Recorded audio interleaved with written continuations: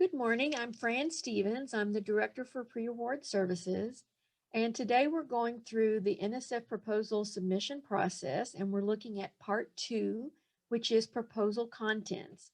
Part 1 dealt with some general framework on how NSF operates and information that is helpful to know, like their terminology for deadlines and things like that.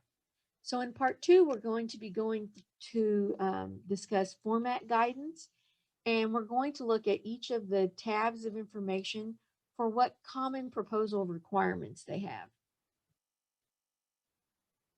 So margins are supposed to be 1 inch all the way around.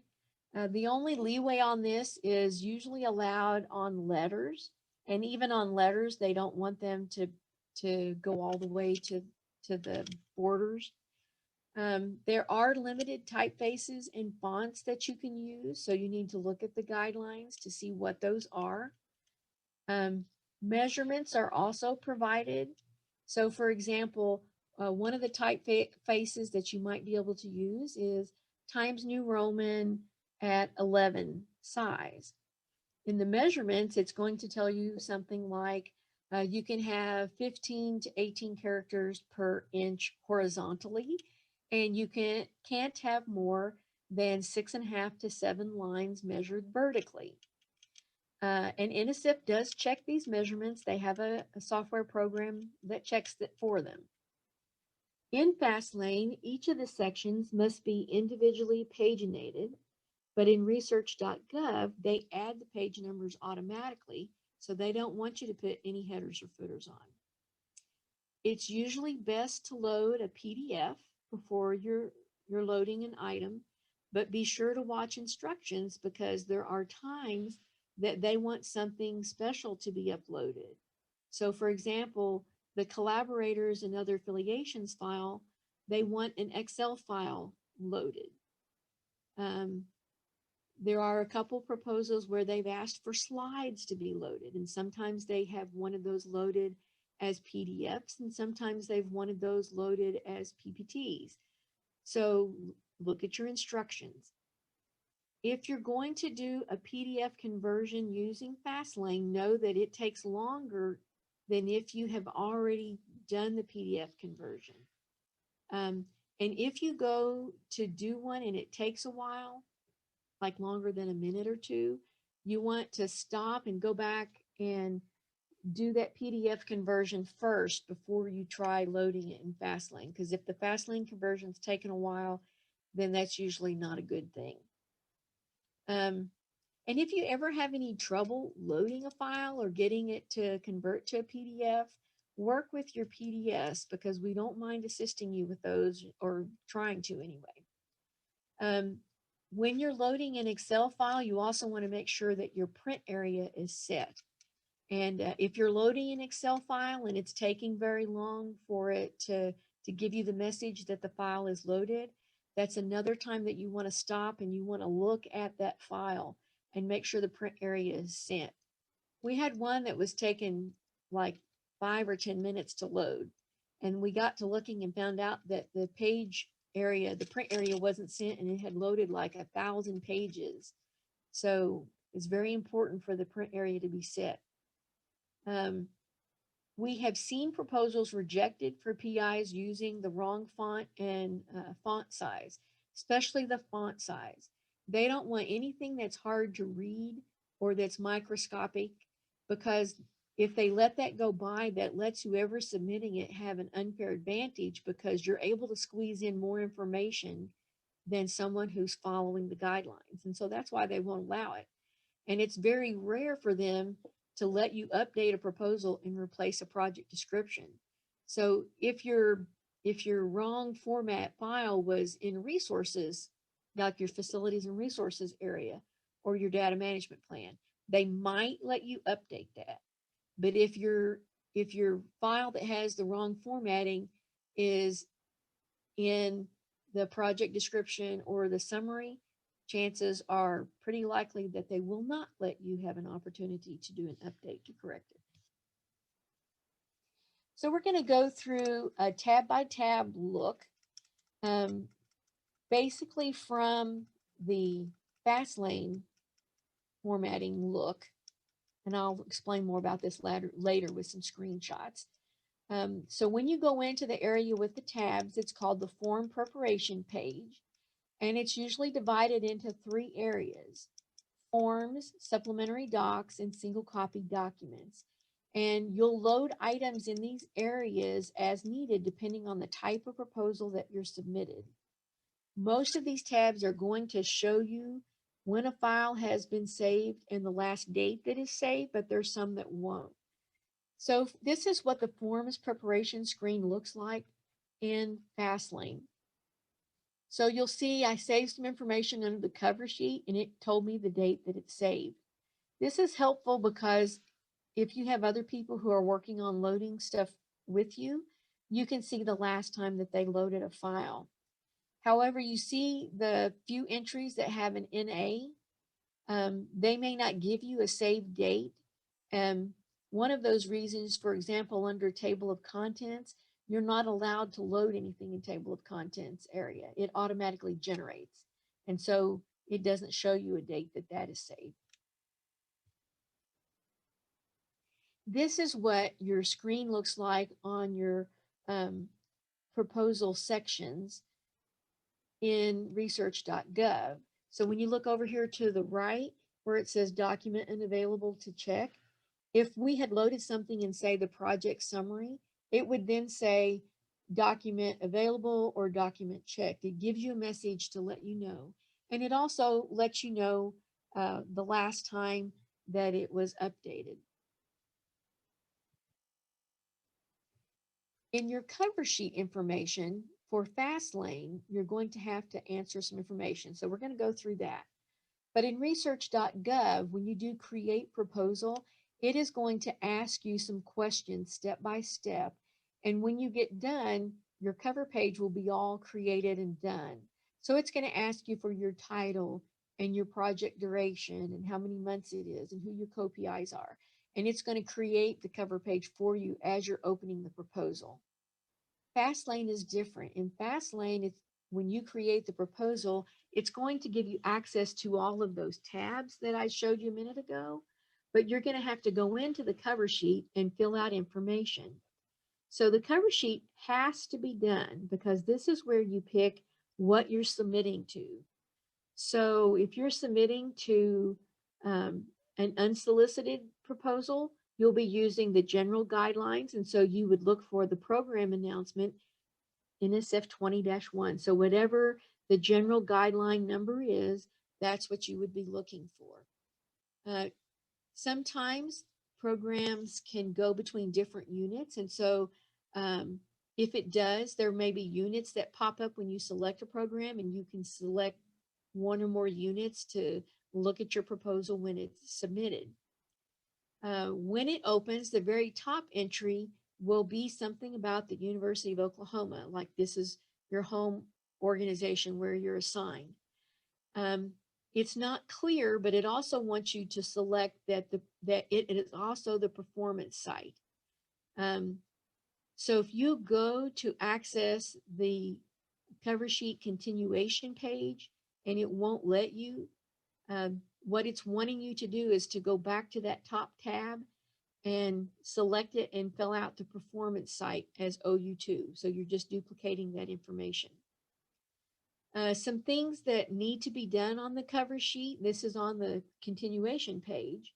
You need to fill out the title, your co-PIs, how long the proposal is, and the start date. If you have things like human subjects or animal subjects, you want to note those. If proprietary information is going to be involved, you want to check that. If you're going to be doing international travel, you want to check that, and you're supposed to indicate the countries. So if you're not sure, you just take your best guess at this point. If it's a collaborative proposal, they want you to indicate if it's from a single organization, which means you're doing a submission, but you've got one or more subcontracts. Or if you're doing a collaborative submission from multiple organizations, then you would check that. Some things that we see on the cover sheet are don't enter a budget total in the budget amount. That will carry over as the budget tabs are loaded, but if you enter anything in that cell that says budget, it clears the link to the budget tab. And so we have to be careful to check that to make sure that the actual budget total is correct, because that's what's going to show when your program officer is looking at your budget and deciding if you're within the criteria of the budget parameters of the solicitation. That's where that number is going to come from. You are only allowed 4 co-PIs for an NSF submission. If you have more than 4 co-PIs, then you have to use the senior personnel tab to include their information. There is a beginning investigator box that you can check if you haven't had an award as a PI from NSF. It's only for the Biological Sciences Directorate, but if you qualify as a beginning investigator and you're not in that directorate and it'll let you check that box, I would say go ahead and check it, because you have nothing to lose by checking it. And if it comes down to funding between you and someone else who has had numerous awards, they might take it into consideration. If you're in the Biological Sciences Directorate and you don't select beginning investigator, you are removing yourself from consideration for a special pot of funds that they carve out to provide funding for beginning investigators when they do solicitations. I mentioned before, table of contents tab is not loaded because it self-generates, and it's usually not recommended to have a table of contents in the project description. If you have a lot of information in supplementary docs, especially if it's required by the solicitation, then usually it's a good idea to have one so that it's easy for them to see that you've divided things up into sections and that you've got all the required items there. A collaborative linked type of proposal that's going in from multiple organizations will generate a table of contents for each organization. So let's say you're the lead and you've got 2 organizations like HSC and Texas A&M are your 2 linked collaboratives. They will each also have a table of contents form. We recommend that you check your project summary when you're doing a submission to see that it only shows 1 page on the project summary. Because if your project summary has bled over onto a separate page, like during the PDF conversion process, it'll show as 2 pages on the table of contents. And so you'll know that it's out of limits. There is a special tab called a classification tab that's seen on some of the biological directorate proposals. It has questions related to the PI's research and the specific project, like the classifications of species involved. And we have heard that this tab is going away. So when you go into FastLane, this is what the screen looks like for your project summary. So you'll notice that it's giving you some information about that you have to use 3 text boxes, the type of information that can be in it, that you have to have information in all 3 or the proposal won't be accepted, what to do if you have weird characters or special characters. These are things like algebraic figures and Greek symbols and stuff like that. The only time that you are allowed to load a 1-page project summary as a 1-page file load is if you have special characters, and they have a program that checks for special characters. So if you try to bypass loading your project summary in one of these 3 boxes by loading a 1-page, it'll generate an error on you. This is what the screen looks like. You'll either type or cut and paste information in each of those 3 boxes and then hit save. If you're over the character count, you'll get a message on an error for that. Otherwise, when you hit save, you want to either go back in and look at the boxes, or do a print proposal or print that tab to look to make sure that you don't have dashes or asterisks that have been changed to question marks. This is a known issue with FastLane. So I mentioned before, the project summary can be in two ways. You can't do both, and you can only do the one if you've got formulas or Greek symbols. You should write in a third person voice on your summary. Make sure you check the solicitation because you could have special items that are requested, like the title, or maybe team members, or that keywords need to be loaded. Some of the main areas that we've seen on this one are not following the specific solicitation if they wanted special things added, and not going back and checking the summary to make sure that there aren't any random question marks. Your project description, this is what your screen looks like when you load that. You'll notice, and this is directly from the guidelines, it says it's got to be self-contained and that URLs must not be used, and that you should have anything required by the PAPPG plus your special solicitation if you're using one, including results from prior NSF support, which if you don't have any, you should still put that section and put not applicable. You load this as one file just by hitting the browse button and finding the file that needs to be uploaded. Usually your project description is 15 pages, but if you have a specific solicitation, it could be more. If you're submitting to a special proposal, it could be less. So for example, if you were submitting a conference proposal, I believe those are only 6 pages.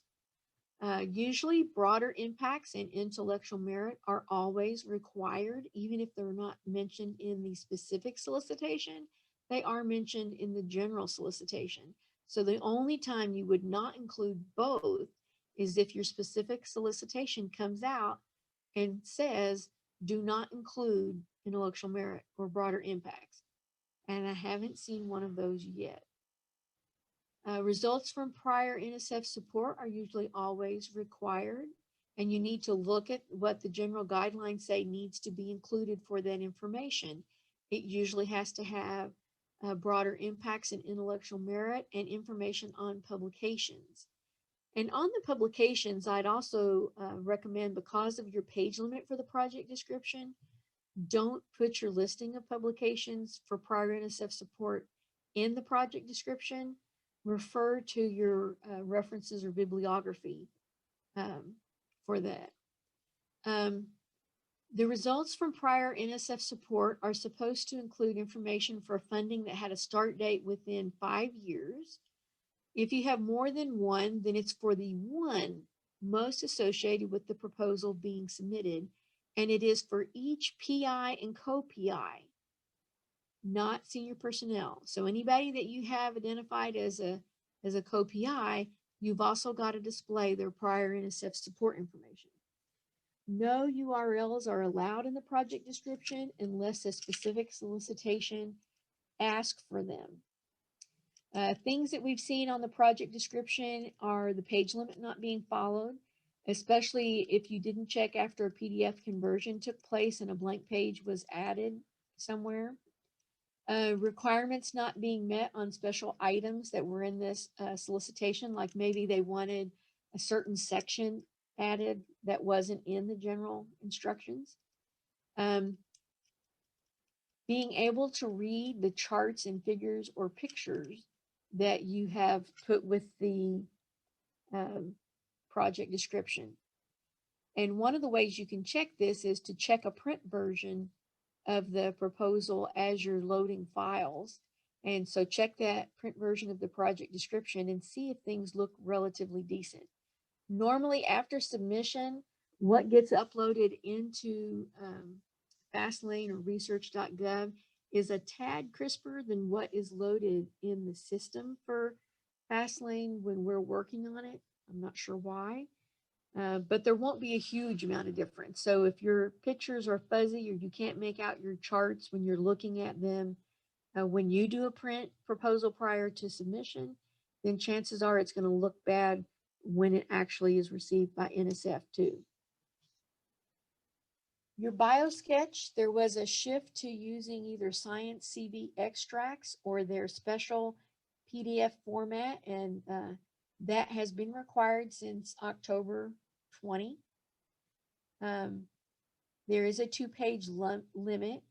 If you haven't done a proposal in a long time, there is no Section E anymore. That has been replaced by the collaborators and other affiliations file.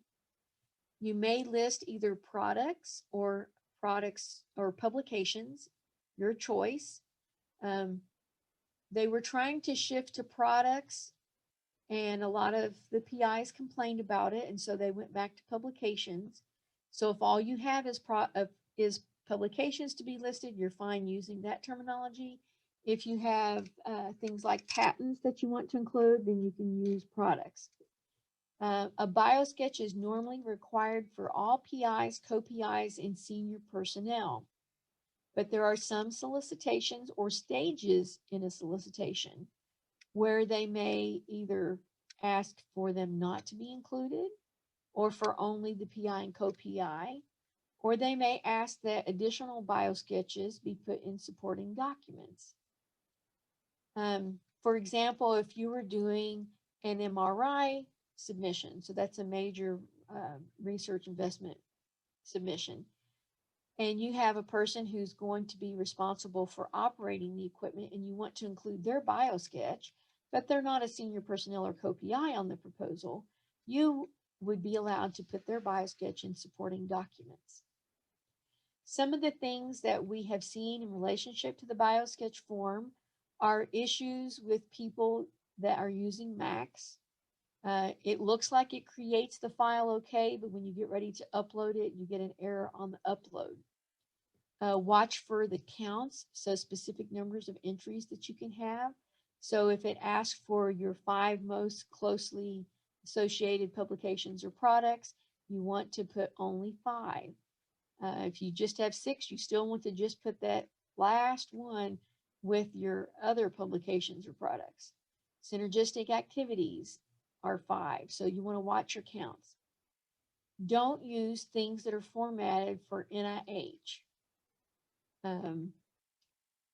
Your synergistic activities is limited to 1 specific item per entry, 5 entries total. In years past, they used to let us lump a lot of entries together as long as they were similar.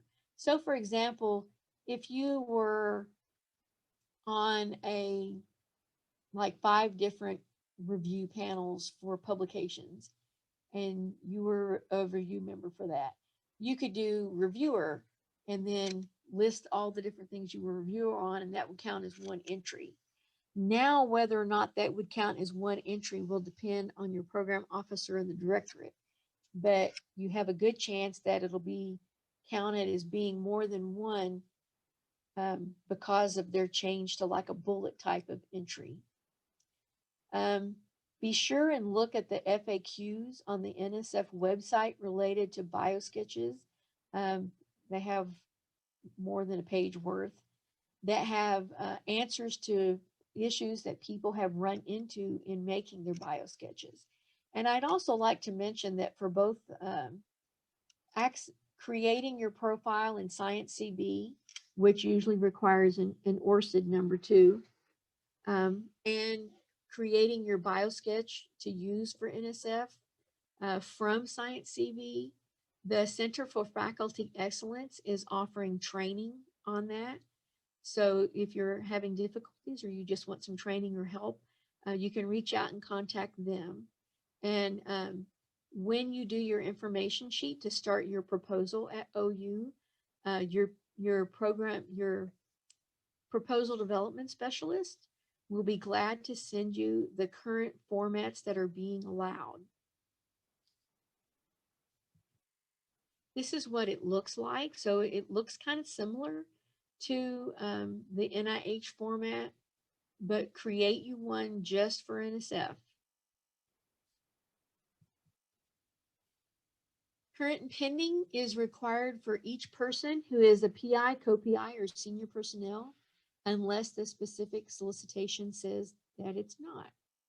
You must do an entry for this proposal, and we recommend that you do that entry using the proposal title and then put in parentheses after it this proposal. Current and pending is also having a shift to using Science CD or the special PDF format that NSF has put out.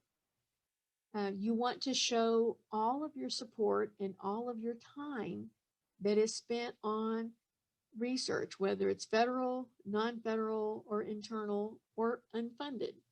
So for example, if you are contributing a month's time on an NIH proposal with HSC, but you're not receiving any funds for that work, you still want to show it on your current and pending form because they want to see what time you have invested in research. Do you have enough time to do the research that you're proposing to do on the proposal that you're submitting? Some of the things that we see are not having this proposal entry.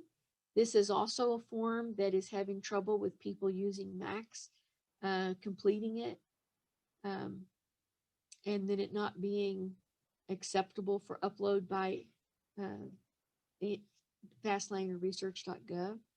There are also separate FAQ sections for current and pending that answer a lot of questions related to that, including the answer to the question of, do I have to show everything even if it's not funded, which is yes. So this is what the current and pending form looks like. When you start it, you just fill out your name and you're going to go through and complete blocks of information for each one that looks like this. So for each type of support that you have, current and pending or a submission plan, or if you're going to transfer grants, like from one PI to you, this is what you fill out. Everything that has an asterisk on it is a required entry, so you've got to put something in there.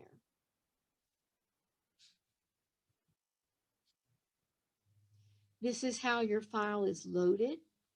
So it's loaded as one file. If you did FastLane a year or so ago, you might have seen some little forms that you filled out. Those are gone now because they're not allowing those anymore. The only thing that they are allowing is the extract file from Science CV or the current and pending form on their PDF format.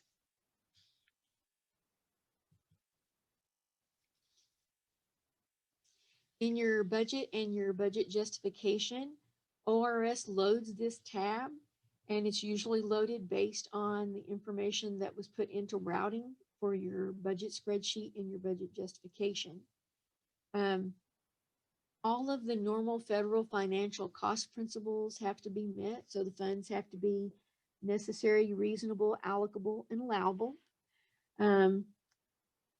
We can only load someone in the budget as a co-PI, PI, or senior personnel. So anyone in senior personnel in area A of our budget can only be loaded if they're receiving salary.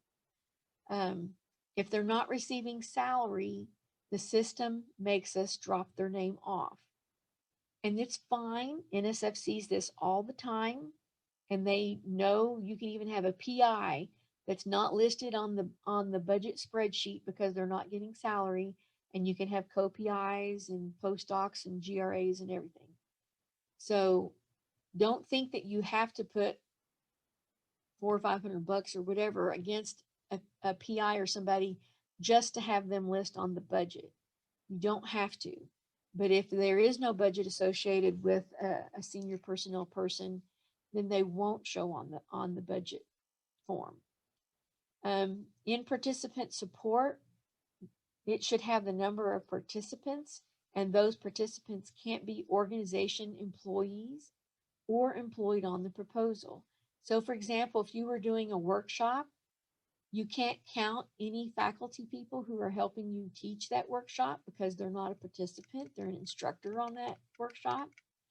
And you also, if you have a grad student who's going to be attending that workshop, but they're also being paid from the grant, you can't include them in the calculations that you use in the participant support figures because they're employed on the proposal. I'll also note too on participant support, NSF is very interested in participant support and believes those costs have to be protected because they had trouble in the past with PI considering that a holding area for funds they could steal from later and they would just drop their workshop. So if you put a proposal in that has participant support in it, you can expect it to be very unlikely that you'll be allowed to shift those funds out into another area, especially not completely, but they will allow you to shift funds into that area. Unless the instructions tell you otherwise, your subcontract is going to be entered twice. There'll be one entry on OU's budget where it shows on the subcontract line that we have a subcontract. And then each subcontract will have their own little tab of information where their own budget and budget justification is entered. For NSF, clerical and administrative support is allowed, but the criteria for what it's allowed for is very limited, and you need to look in the PAPPG and see what it covers. Especially not allowed is if that position is supported already by indirect cost. So the thing that you want to look at for clerical and administrative support is very rarely is it allowed. It's usually for things like center proposals. If you've got some support that's needed, maybe in like travel planning or things like that, you might want to consider having some type of a project coordinator type of position put on the budget. NSF does not allow voluntary cost share except for a very limited number of proposals like an MRI. And they don't allow that not only in the budget, but also in the budget justification. If you list any quantified cost share in the budget justification, that can cause your proposal to be rejected. You are allowed to list cost share that's being provided in the facilities and other resources file. And I'll mention that when we get to that tab too. Your budget justification, you're allowed to have 5 pages per organization, and your total indirect cost must also be mentioned beside having the entry on what the indirect cost is based on. So this means if you have a submission, you're allowed 5 pages for your budget justification, and if you have a subcontract, they're allowed 5 pages for their budget justification. This does not mean that you have 10 pages allowed for budget justifications. So you can't use 6 pages and let your subcontract use 4. It's 5 for each individual one. If you have a consultant, you should provide information on their daily rate and their number of days, because NSF would be interested in seeing that information to make sure that it's reasonable compensation for the amount and type of work for your career field for what's being done on that proposal. So for example, normally a person in your career field would make $250 an hour for some work. They're going to look at it pretty strangely if your consultant is being paid $6,000 an hour. So it needs to be reasonable for the amount of work being done and your career field or profession. Some of the things that we have seen that have caused issues here or tips are when you're done loading a budget form, you want to hit save. And then when you've got them all loaded, you want to go check the cover page continuation sheet to make sure that the correct total is showing there. If it's not, you can try resaving each tab. Sometimes that fixes it. If not, then you've got to override that block and type the correct number in. And it might have been accidentally deleted at some point when someone was looking at the continuation sheet. I mentioned before that after award, NSF allows movement of funds into participant support, but not normally out of participant support.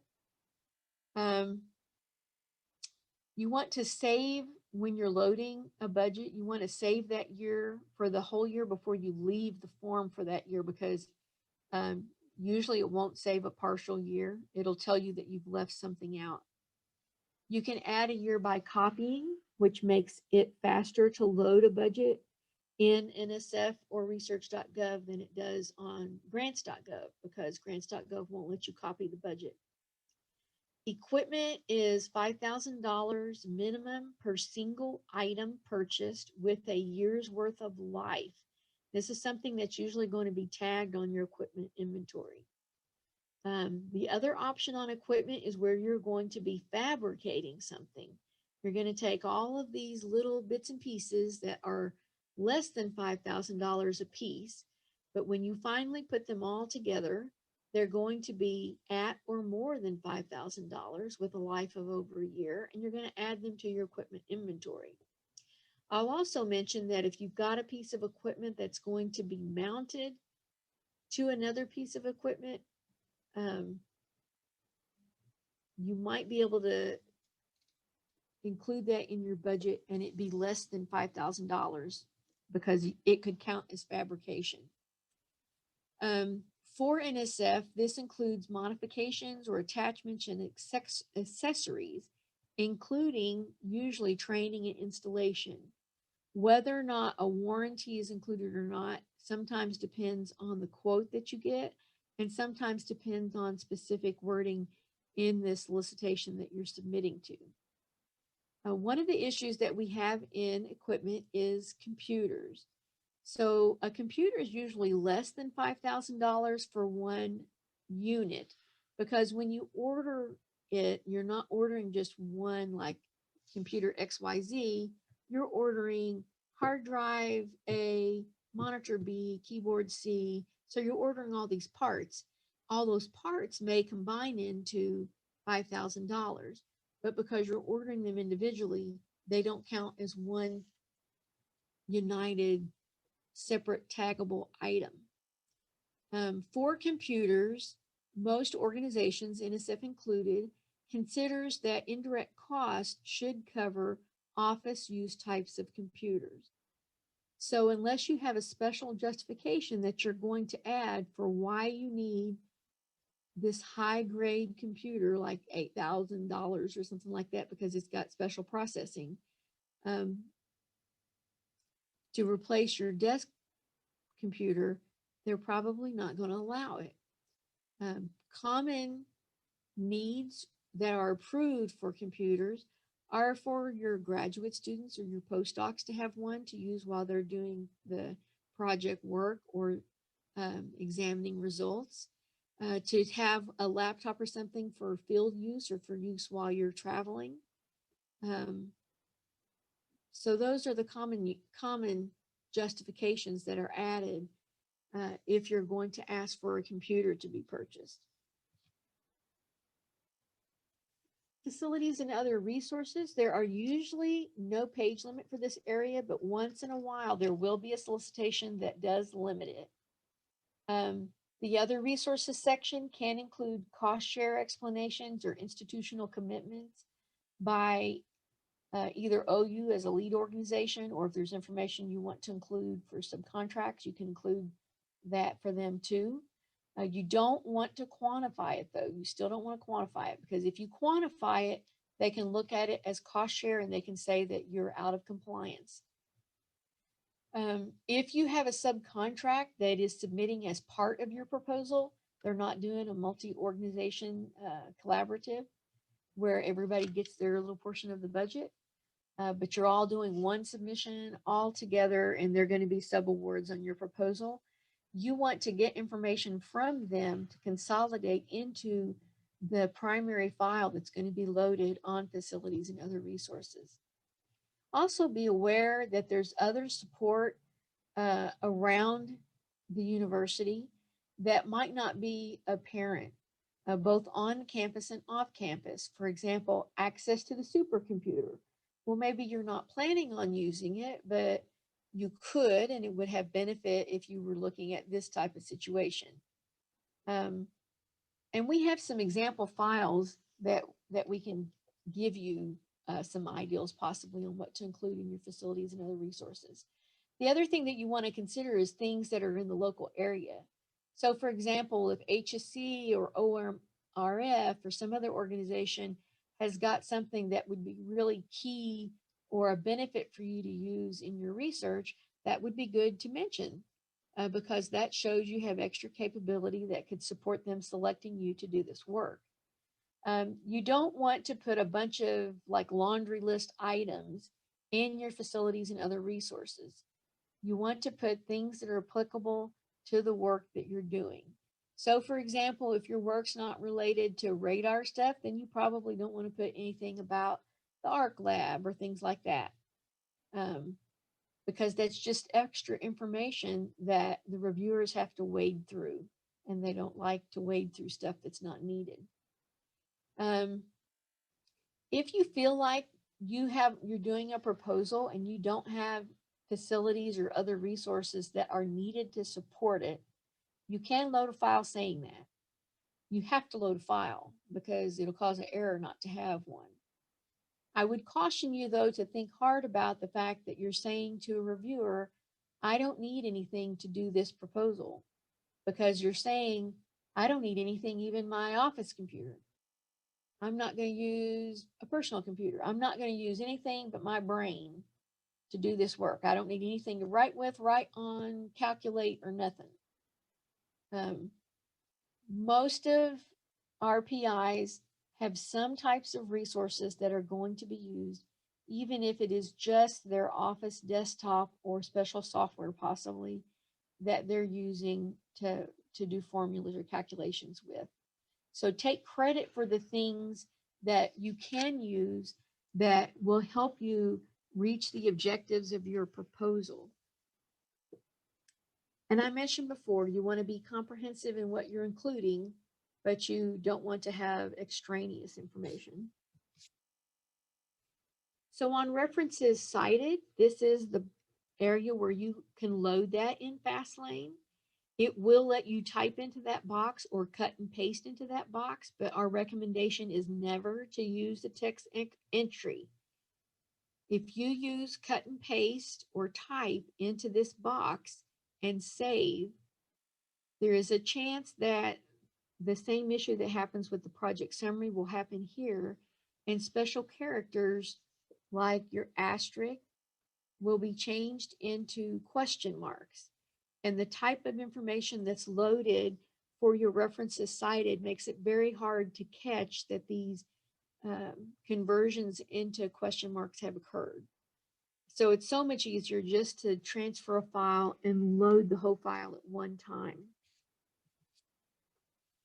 You are allowed to use whatever is common and accepted within your discipline as your references cited formatting. You can use URLs in your references cited. You are supposed to list all the authors in your references cited. So you're not supposed to use et al.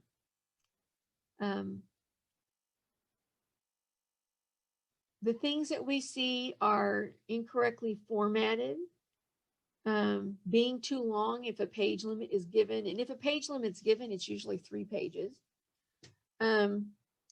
Trying to include extra comments with the references cited that could be interpreted by the reviewers as trying to circumvent page limits. If you're including prior support publications, try to identify them in some manner, like in a separate section or with asterisks or bold parts or something that makes them stand out. Supplementary docs. There's a lot of items that can go under supplementary docs. And one of the confusing things that NSF has is that they have the whole section called supplementary docs. And then they also have a section called other supplementary docs. So in the area for supplementary docs, some of the things that you'll see are the postdoctoral research mentoring plan. That plan is required if there is a budget entry on the postdoc line. That's what generates the error for not having one. You can have a postdoc that is identified as a PI or a co-PI in senior personnel. And but I would caution you on bypassing doing that mentoring plan if one should really be there. Some of the things that they like covered are career counseling, training and grants, publications, presentations, how to improve their teaching, guidance on collaborating, ethical training, stuff like that. It may not exceed 1 page. It is per proposal. So if you are a linked collaborative and you are the lead, you will load the only one, even if you don't have the postdoc. If you have a subcontract and the subcontract has the postdoc and you don't, you will load one for the subcontract. If both you and the subcontract have one, you have to figure out how to merge your plans into one. If you do list the postdoc in your section A area of the budget, which is where senior personnel go, you might want to talk to your program officer on their recommendations on whether you should keep that postdoc there or put them under the postdoc line and load the mentoring plan, or if you should load the mentoring plan and leave them in the senior personnel area, or put the mentoring plan in other supplementary docs. So there's some options that you might have there. Your data management plan is required on all submissions unless the specific solicitation says that it's not. It's a 2-page limit. There is general guidance in the PAPPG on what the comment should include, but division websites may also have specific items that they're looking for or requiring. If you don't have data that needs to be managed or that needs a plan, you can make a statement to that regard. Just make sure that it's clearly justified why you think you don't need one. And for this area, I would note that the library has some information and some examples on their website on data management plans for different types of submissions. Don't exceed the page limit because that will generate an error. And sometimes there are some solicitations that will include information that they want to see added to the data management plan, or that they want to see in addition to the data management plan that they may have you load in the other supplementary documents. Some other things that you might see are 2 sections. One is called goalie and one is called raise. You won't be concerned with these unless you're doing that type of proposal submission. This is where you load special letters on who's involved on the proposal with you, or that you have permission to do the submission. Then there's a section for project summary with special characters. This is where you'll load a 1-page entry all together without using the 3 blocks. You still have to ensure that those sections are covered. And you can't load it in 2 areas. So you can't load it in as a 3 separate block entry and then also load it as a 1-page. It will let you do the load, but then it'll generate an error. So you want to do either or, and you don't want to use that project summary with special characters unless you truly qualify to use it. Other supplementary docs, this is where you can put a lot of different information as long as the specific solicitation doesn't say no other supplementary docs are allowed or only the following supplementary docs are allowed. So if you're not excluded, some of the things that you can put here are quotes for equipment purchases. And if you do put quotes for equipment purchases, I wouldn't put everything, because sometimes there's a lot of extraneous pages. Watch your letters of collaboration or support. They have a statement in the general guidelines. It says something along the lines of, I, state your name, agree to perform any of the work submitted in the project description or the proposal contents if this proposal is selected for award. Put it on letterhead, sign your name. That is recommended in the PAPPG, which means you can do that statement and you can add additional information. There are a lot of specific solicitations that we're seeing nowadays that say you can only use that statement. So be sure that you look really closely.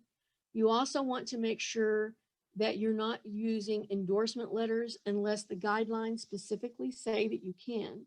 So an endorsement letter is a letter that says, I think this is better than sliced bread. I really think that you should fund it. It's going to have this benefit, blah, blah. But they're not saying where they're going to provide things for you to assist in this research being conducted. And in fact, I've seen them reject letters that have all the little bright phrases at the start, and at the end they have a little sentence or two about what they're providing. They completely missed the sentence or two about what was being provided and took it as a letter of endorsement and said that it couldn't be included. Didn't cause proposal rejection, but they rejected the letter. A letter of collaboration or support is one, if you're going to go beyond the canned statement, says what is being provided specifically from whoever's signing the letter to support you doing the work on this proposal. Maybe they're going to provide data or samples, or they're going to help provide some supplies or something, whatever they're providing. You need to be careful though, because they can't be very quantitative, because then you'll have cost share showing. Another thing is that you can't reuse old letters. You can't legally alter somebody's letter unless they give you written approval. So if you are doing a submission to us, and it's the second time you've done the same submission, and you give us a prior letter to load, if we catch that it's an old date, we're going to tell you you can't use it. You'll have to go back to that person and get an email from them that they've given you authorization to change the date on it, or you need to get a new letter from them. This is because NSF doesn't want someone who's saying that they're committed to this proposal and it's old information, and now if they come back with an award, suddenly you're going to find out that these people have other commitments and can no longer support the work. You can have special files required in a solicitation, such as personnel list, MRI statements, PhD certifications, transcripts from grad students that are going to be involved, or if it's a fellowship, they might want transcripts. It's possible, depending on the type of work that you're doing, that they might be human subjects or animal type information that they want included. And these are all usually specifically requested by the solicitation. Some of the things that we see are not including required items, or including items when the solicitation says that you're not allowed to. Having letters that are too long. So if it tells you that a letter can only be 1 page and you have 2 pages, then the letter is out of tolerance. We see sometimes corrupted or illegible files, like they can't be read, or they go horizontal instead of vertical, and files that prevent you from being able to do what's called a print whole proposal function. And sometimes those are okay, and sometimes they're not. So what we recommend is, if you have a lot of supplementary documents that need to be loaded for your proposal, that you load them in small clumps and go back and do a print whole proposal function and see if it'll generate. If it won't generate, then that means there is a file somewhere in what you just loaded that is corrupted in some manner, and it's keeping it from generating the print whole proposal. A lot of times this can be corrected by redistilling the PDF.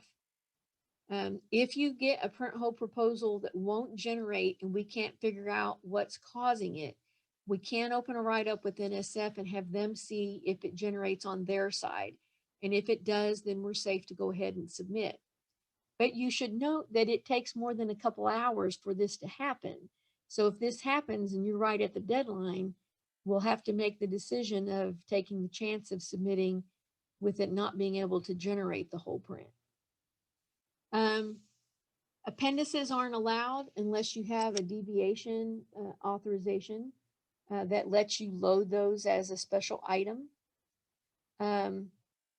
If you try and include information in supplementary docs that the reviewers felt should have been included in the project description, then they will nab you on circumventing page limits. Whatever you load should have value for the reviewers to look at. So don't just load it to have something there. So for example, if you have 100 letters of support or collaboration about your particular proposal that's going in, I'd recommend that you don't load all 100. Go through and pick the ones that have the most impact, either based on what they're providing for the proposal or the position that the person's in who's providing the letter. You can always mention, especially if you're doing a table of contents, that additional letters are available if desired. I mentioned before on the quotes, if the page isn't really needed, don't load it, because a lot of quotes will have terms and conditions for the purchase, and usually at the point that the reviewers are looking at it, they just want to get an idea that you're purchasing, that you've looked into what the real cost is and what you're purchasing, and that it'll do what you need it to do for the research that you're doing. It's not until the award stage that they'll want you to get an update on the quote, or that they might look at what's involved in the terms and conditions. Usually they'll leave that up to ORS to look at to make sure that you're protected in the purchase that you're making. Single copy documents areas. So the big thing that you'll see here or use in this area is your collaborator and other affiliations files. So this is where everyone identifies their conflicts of interest. It used to be section E on the old BioSketch. And one is loaded for each person that's a PI, co-PI, or senior personnel. If they're not listed as one of these three things, then the tab doesn't have an area opened to load a COA file for them. And there's sometimes that solicitations will ask for additional conflict areas like finance or board involvement that aren't normally on the COA. If you have any thoughts that something should be listed, you should always err on the side of listing it. You have to use their special form, and it has to be loaded as a spreadsheet. You can't PDF it first. You have to let FastLane or Research.gov do the conversion, and you need to make sure that you're using the most current form. The instructions on the spreadsheet say that you must not modify or change the format other than adding additional lines. And there are times that it looks really nasty because it has flow over into partial pages and things like that. And NSF knows that it doesn't look pretty, and that's fine. They aren't seen by the reviewers anyway. They're used by the office staff to identify conflicts of interest on the review panel. If you go in and do very much changing on anything related to the formatting, even the columns, it can cause it to generate an error when it loads or when it submits.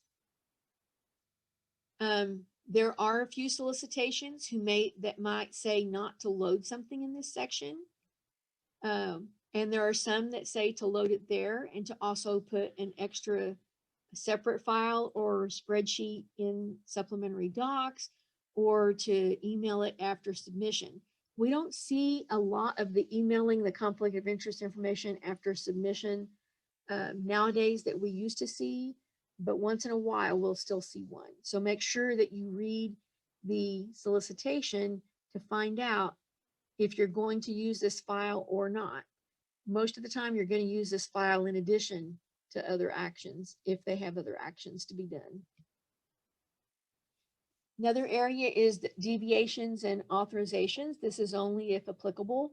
So if you've gone to a program officer and you've said, oh, I've got this really cool tool that I use to collect survey information, And the guidelines say not to load any other supplementary documents. Can I have special permission to load this with my submission? And the program officer comes back and says, well, sure you can. Then you need to load that email under deviations and authorizations where they said it was okay for you to add to the supplementary docs or whatever area that you're making the change to that falls outside of the solicitation parameters. The list of suggested reviewers is usually always an optional entry. There are a few once in a blue moon type of solicitations that ask you to make an entry. Sometimes they require it. But program officers like to see entries here because this helps them build the review panel. And if you list someone, chances are they're not going to be pulled for your review panel because of conflict of interest. But you want to develop a good relationship with your program officer. So if you can help them out, you should. There's also a section there where you can include people not to review, and it asks you to list the reason why. You don't have to go into a long saga about why you and this other person don't like each other or you have bad juju with your research goals. All you have to do is put the person's name, if you have where they're currently at, and then put that there is a personal conflict or that they're in a competing area of research. And that's all you need to put. Additional single copy documents are normally only used if the solicitation tells you to load something special in this particular area. A common item that we used to see here was a separate conflict of interest spreadsheet that had like everyone on the whole proposal all together in one file. Another place where you can load stuff is under nature of natural or anthropogenic event. So this would be an explanation for why you can't meet a deadline that's been set. And if you get approval to have a deadline extension for whatever has happened, the program officer usually will remind you that the email from them needs to be loaded here. But we want to make sure that we load that. And this is one of the things that ORS will help you. If this happens and you need permission, we'll help you obtain permission and we'll help you make sure that that's loaded too. There are a few times that they will approve events of a personal nature. For example, if one of your parents died a few days before the proposal submission, they would probably give you a few days for that. So if you think you need a deadline extension, be sure and bring it up with your PDS. You have nothing to lose by asking for one. Just be prepared if they say no, that you'll need to go forward with the submission by the date that it's due, or you'll have to look at a different time frame. Also in the single copy document area, but not really documents, are where you can add and delete senior personnel. So let's say you had 5 co-PIs. You're going to only be able to load 4 as real co-PIs, and 1 will have to be loaded as a senior personnel. Let's say that you're the PI and you have some other people involved in the proposal, and you want to give them credit for working on the proposal, but they're not really key players. So you could be the PI and you could have 4 or 5 senior personnel, and that's fine too. Anybody that is loaded as a senior personnel, you have to include a biosketch, current and pending, and the collaborators file on, unless the guidelines tell you otherwise. This is a way that you can include a biosketch for a consultant or an advisor or external evaluator if you can't use other supplementary docs or don't want to use other supplementary docs. This is also to load someone under senior personnel only requires their first name, middle initial, and last name. So they don't have to have a FastLane or Research.gov registration to load them in this area. So if you've got someone and you found out at the last minute that they didn't have an account set up, so you can't pull them into the proposal as a co-PI, this is how you could load them in the proposal. If you're going to change the PI, so let's say you and another person is your co-PI, you have decided for whatever reason that you want to change and you want to be the co-PI and the other person's going to be the PI, then you can do that. First, you have to load whoever's taking over as PI has to be loaded as a co-PI. And then you go to this tab and hit change PI and switch roles, and it'll switch you over. However, you need to be aware of the fact if anything has been loaded for either of you, it'll take that information off, because when you flip positions, it shows you it in the proposal as new, and so that information has to be re-added. You can also, like if you've completely decided you're not going to be involved in the proposal, but your co-PI wanted to go forward with it, this is how you can take yourself off of it and let the co-PI be the lead. First, you go in and make him the PI and you the co-PI, and then they just delete you as a co-PI. I mentioned before, when you do this, it erases budget entries for the person involved. Sometimes it'll erase the whole budget, and it usually always deletes personnel files like your bios, sketch, your current pending, and your collaborators file. The other item that you might use under single copy documents is the linked collaborative proposals function. This is when you've got multiple organizations who are going to be submitting the same proposal at the same time. Whoever is the non-lead will go into a proposal and will create a proposal, and then they will send to the lead their proposal number and a pin that they've assigned. The prime organization who's going to be the lead goes under this Link Collaborative Proposals tab, and they load that proposal number and pin, and that is what ties the proposals together. And you will know that this has happened if you are the non-lead, because tabs will disappear where you can't load information anymore, such as the project summary and the project description and the references. Each of the players in the collaborative will load their own budget and facilities and personnel files. So some other information as far as like proposal submission actions. The process starts when you submit the information sheet, and we prefer that you do one as soon as you think you're going to be submitting, because we can always cancel it. The PI gives us a draft summary or abstract, their budget on the OU format, and a draft budget justification. And if you've got subcontracts, we need packages from them too. And we put this into routing to get the internal permission to submit the proposal. There are times when we get all the information too late for the routing to be completed. Most of the time we get permission to do the conclusion or routing after the fact. If there is a problem with the routing being approved after the fact, we can always withdraw the proposal after it's been submitted. The PI and the PDS load the tabs in FastLane. So the PDS is going to load your budget and justification. If they have the time, they may help with other files. When the routing is done, the PDS will tell the PI that the routing is finished. And once everything is loaded, then the PI will let ORS know that they're ready to be submitted. If they didn't already give access for ORS to submit, then they have to go back in and give that access to submit then.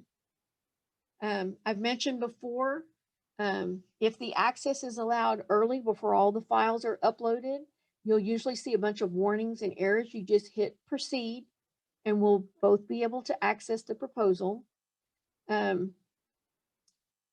If you give us access of assign and if you assign us access of read, edit, and submit when you first go in, we will not submit until you or one of your co-PIs, if you're not available, tells us to hit the submit button.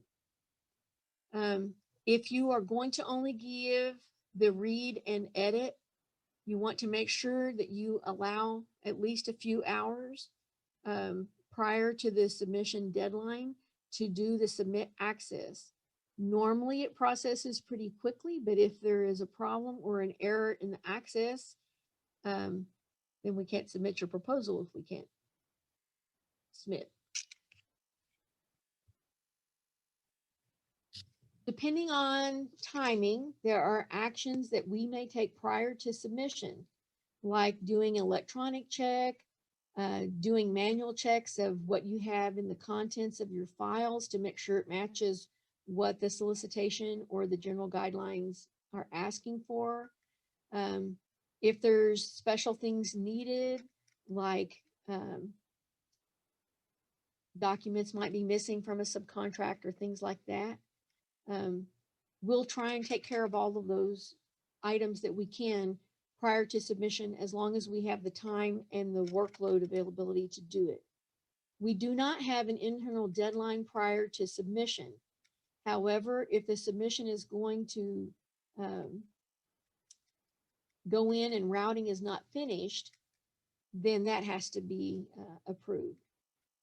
NSF will truncate a submission at 5 minutes and 1 second on the day of the deadline, unless the program officer has set things so that it will allow submissions after that time. Normally, ORS personnel are not allowed to work past their normal hours, which is usually 5 o'clock, unless they have permission from the director or the executive director to do so. So don't automatically assume because you're coming in late that your PDS is also going to be allowed to work late on it, because they may have already put in a 12-hour day by the time that you're asking them to do that 5 o'clock, after 5 o'clock submission. But we will do what we can as often as we can, as much as possible. And we know that things happen, like problems with PDFs or server issues, power outages for ice storms, all kinds of stuff. If a submission is going in and it's close to 5 o'clock, usually we're not going to like put up a red flag and say, oh, it's 5:01, we're out of here.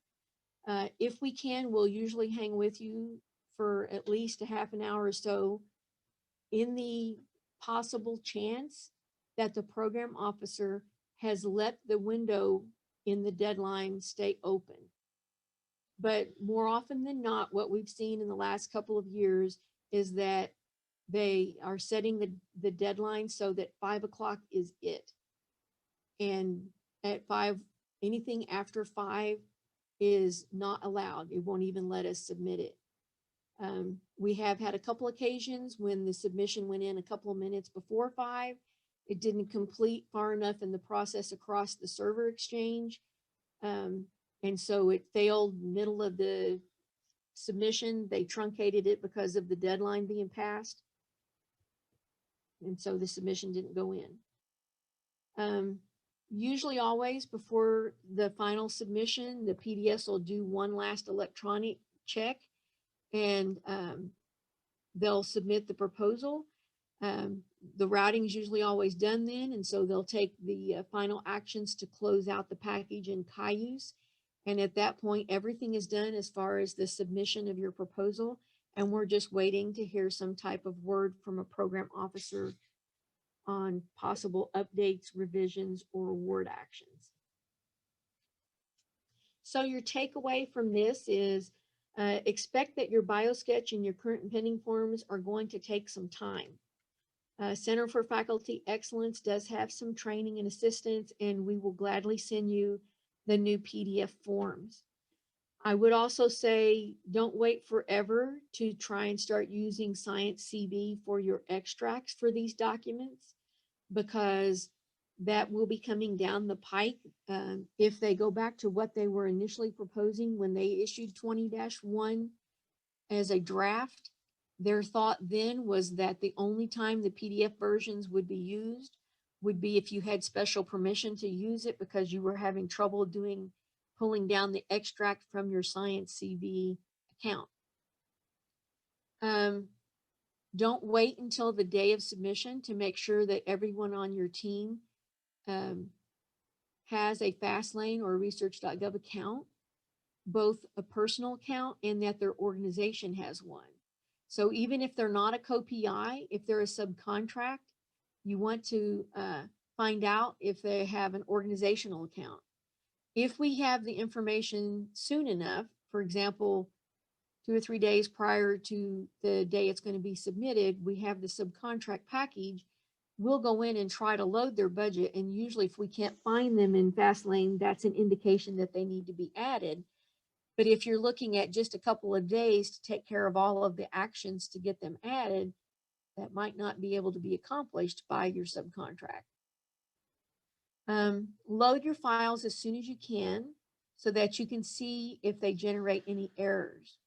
This is especially important on the BioSketch and the current and pendings, because we've seen a lot of issues with those lately where we didn't know, but somebody on the team used a Mac, or somebody saved a file and they killed an interactive or a background code on it, and it had to be redone before it could be loaded, or we had to open a write-up up with NSF to try and see if they could tell us what the issue was or resolve it.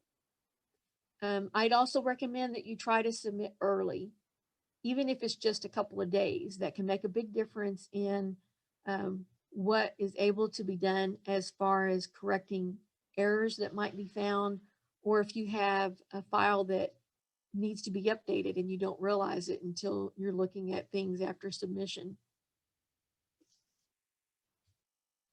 And that is it for this part 2. There is a part 3 that covers the NSF review process and some actions that you